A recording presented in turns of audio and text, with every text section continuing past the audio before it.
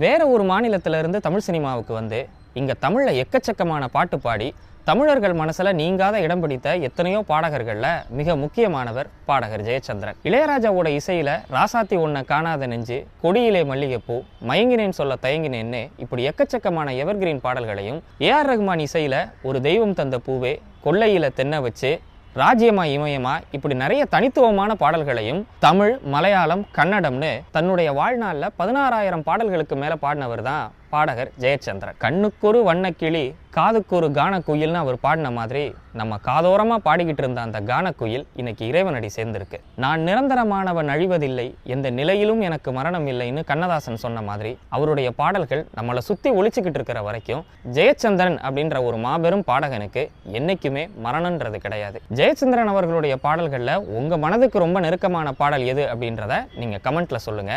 அவருடைய ஆன்மா அமைதியில் இளைப்பாறட்டும்.